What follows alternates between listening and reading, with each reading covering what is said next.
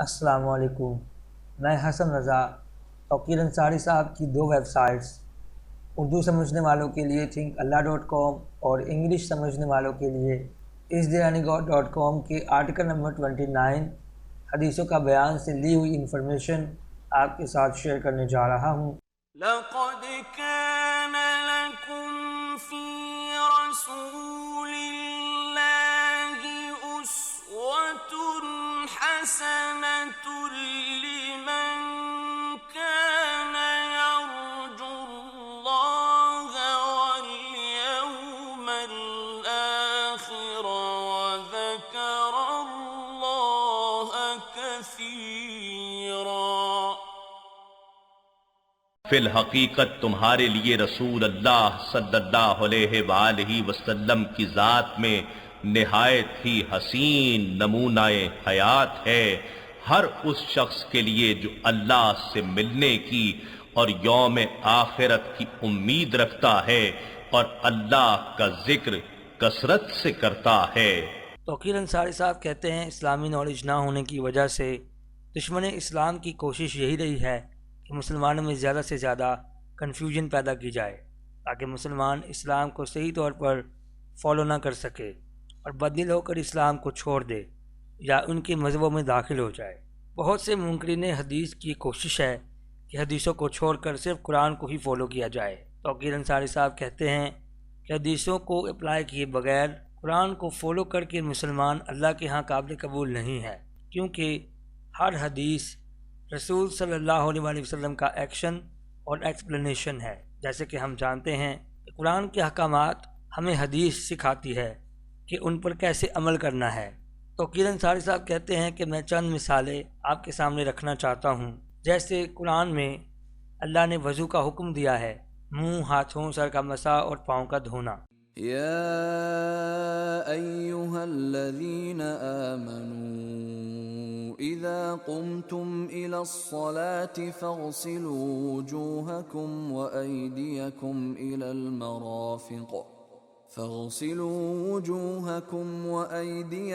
إلى المرافق وامسحوا برؤوسكم وأرجلكم إلى الكعبين۔ اے ایمان والو، جب تمہارا نماز کے لیے کھڑے ہونے کا ارادہ ہو تو وضو کے لیے اپنے چہروں کو اور اپنے ہاتھوں کو کوہنیوں سمیت دھو لو اور اپنے سروں کا مسح کرو اور اپنے پاؤں بھی ٹخنوں سمیت دھو لو۔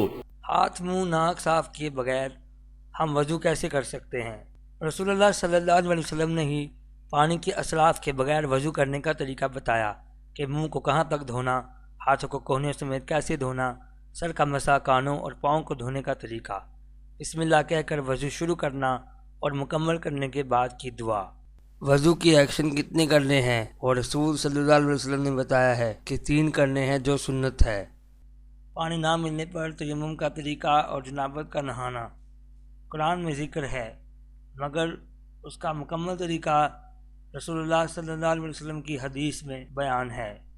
جیسے کہ ہم جانتے ہیں پوری دنیا میں 5 وقت اذان دی جاتی ہے، جبکہ اذان پورے قرآن پاک میں صرف سورہ جمعہ میں ہی اس کا ذکر ہے۔ يا أيها الذين آمنوا إذا نودي للصلاة من يوم الجمعة فاسعوا إلى ذكر الله وذروا البيع ذلكم خير لكم إن كنتم تعلمون۔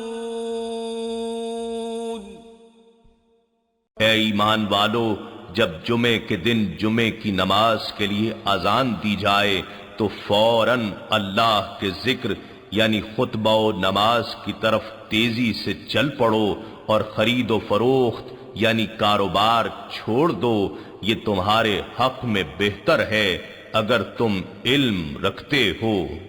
مگر اذان میں کیا کہنا ہے؟ یہ صرف نبی پاک صلی اللہ علیہ وسلم کی حدیث میں ملتا ہے۔ اسی طرح سے نماز کی نیت میں اللہ اکبر کہہ کر ہاتھ اٹھانا، پھر نماز میں کھڑے ہو کر کیا پڑھنا ہے؟ اللہ اکبر کہنے کے بعد سبحانک اللہم و بحمدک، پھر سورہ فاتحہ اور پھر کوئی اور سورت پڑھنی ہے۔ پھر اللہ اکبر کہتے ہوئے رکوع میں جانا، رکوع میں سبحان ربی العظیم کہنا، پھر رکوع سے اٹھتے وقت سمیع اللہ لمن حمدہ کہنا، پھر اللہ اکبر کہتے وقت سجدوں میں جانا۔ سجدے مرد کے ہوں یا عورت کے، ان میں کوئی فرق نہیں ہے۔ 2 رکعت کے بعد بیٹھنا، پھر شہادت کی انگلی اٹھا کر اللہ اور اس کے رسول کی گواہی دینا، پھر رسول صلی اللہ علیہ وسلم پر درود شریف پڑھنا، پھر دعا مانگنا، اس کے بعد نماز مکمل کرنے کے لیے سیدھے اور الٹے ہاتھ سلام کہنا۔ یہ سب قرآن میں نہیں ہے، مگر رسول اللہ صلی اللہ علیہ وسلم نے اپنے عمل سے ہمیں بتایا ہے۔ اسی طرح امت مسلمان پر روزہ فرض ہے، قرآن میں اس کا ذکر موجود ہے۔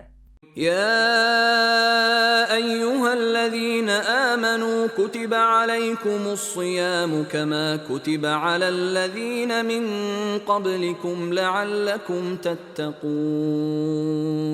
اے ایمان والو، تم پر اسی طرح روزے فرض کیے گئے ہیں جیسے تم سے پہلے لوگوں پر فرض کیے گئے تھے، تاکہ تم پرہیزگار بن جاؤ۔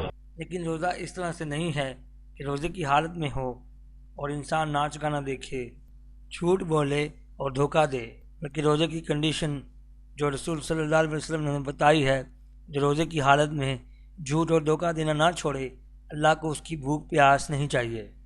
روزے اللہ تعالیٰ نے ہمیں اس لیے دیے ہیں تاکہ ہم پرہیزگار بن جائیں۔ رمضان میں عشاء کی نماز کے بعد تراویح پڑھنا اور راتوں میں قیام کرنا بھی حدیثوں سے ثابت ہے۔ زکوٰۃ جو کہ 2.5% ہے، یہ سب قرآن میں مینشن نہیں ہے، یہ سب رسول صلی اللہ علیہ وسلم نے ہمیں بتایا ہے۔ حج کیسے شروع کرنا ہے اور اس کے مکمل طریقے اور ارکان ہمیں حدیث بتاتی ہے۔ احرام باندھنے کا مقام کہ کہاں سے احرام باندھ کر حج کے لیے چلیں، عمرہ کیسے کرنا ہے، عمرہ میں کتنے طواف کرنے ہیں اور طواف کے کتنے چکر لگانے ہیں، یہ سب رسول صلی اللہ علیہ وسلم نے بتایا ہے کہ طواف کے 7 چکر لگاؤ، طواف کی نیت کے بغیر طواف نہیں ہوتا۔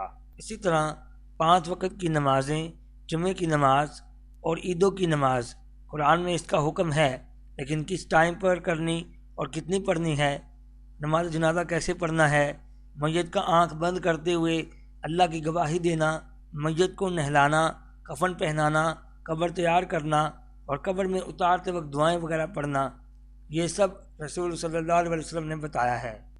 اسی طرح قرآن کے آداب، بچے کی پیدائش پر رائٹ کان میں اذان دینا اور ختنے، سوتے وقت دعائیں پڑھنا اور اٹھنے کے بعد کی دعائیں، یہ سب رسول صلی اللہ علیہ وسلم کی حدیثوں میں ملتا ہے۔ رسول اللہ صلی اللہ علیہ وسلم کے عمل اور قرآن کی وضاحت کو حدیث کہتے ہیں، جو کہ وحی بھی ہے۔ وما ينطق عن الهوى إن هو إلا وحي يوحى۔ اور وہ اپنی خواہش سے کلام نہیں کرتے، ان کا ارشاد سراسر وہی ہوتی ہے جو انہیں کی جاتی ہے۔ توقیر انصاری صاحب مزید بتاتے ہیں، عیدین میں تکبیرات ہوتی ہیں اور یہ تکبیرات 3 دن تک ہر نماز کے بعد دینی ہوتی ہیں، اذان نہیں ہوتی اور نہ اقامہ ہوتا ہے۔ عید کی نماز کو پڑھنے کا طریقہ بالکل الگ ہے۔ عید کی نماز میں 4 فرض کی بجائے 2 رکعت پڑھنا ہے اور 2 رکعت کا خطبہ ہوتا ہے۔ جمعے کے دن مسجد میں جہاں جگہ ملے وہیں بیٹھنا، اگلی صفوں میں جانے کے لیے گردنیں پھلانگنے سے گریز کرنا، 2 رکعت نماز پڑھنا، توبہ اور استغفار پڑھنا، رسول صلی اللہ علیہ وسلم پر کثرت سے درود پڑھنا، دعائیں مانگنا۔ جمعے کا خطبہ خاموشی سے سننا ضروری ہے، اس میں سلام کا جواب بھی نہیں دے سکتے۔ 4 ظہر کی بجائے 2 رکعت نماز پڑھی جاتی ہے اور 2 رکعت نماز کی جگہ خطبے کی اہمیت ہے۔ وطر، جمعہ اور عید کی نمازیں ہمیں رسول صلی اللہ علیہ وسلم کی حدیث سے معلوم ہوتی ہیں۔ میت کی نماز کی تکبیریں بغیر رکوع اور سجدوں کے پڑھنا، لائن باندھنے کی ریکوائرمنٹ نہیں ہوتی۔ ہر اسلامی کام میں نیت چاہیے ہوتی ہے، اور شرعی نماز شروع نہیں ہو سکتی جب تک کہ اس کی انٹینشن نہ ہو کہ وہ کیا پڑھنے جا رہا ہے۔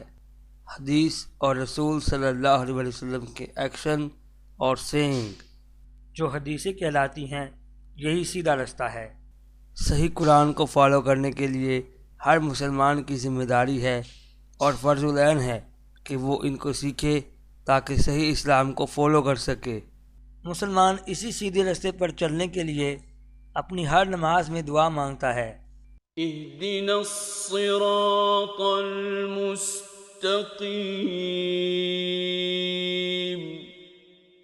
اللہ اور اس کے رسول کے فرمانبرداروں، صدیقین اور شہداء کا رستہ۔ اور جو لوگ اللہ اور اس کے رسول کے رستوں سے الگ کرتے ہیں، جیسے کہ ہم جانتے ہیں کہ یہودی اور کرسچن اللہ کو مانتے ہیں مگر وہ رسول صلی اللہ علیہ وسلم کے بتائے ہوئے رستے پر چلنے کو تیار نہیں ہیں، اور ان لوگوں کی کوشش ہے کہ مسلمان بھی منکرین حدیث ہو جائیں۔ اس کی مزید تفصیل کے لیے آرٹیکل پڑھیں، اور ہم یہ یاد رکھیں کہ حدیثوں کے بغیر قرآن پر عمل نہیں ہو سکتا۔ أرأيت من اتخذ إلهه هواه أفأنت تكون عليه وكيلا کیا آپ نے اس شخص کو دیکھا ہے جس نے اپنی خواہش نفس کو اپنا معبود بنا لیا ہے؟ تو کیا آپ اس پر نگہبان بنیں گے؟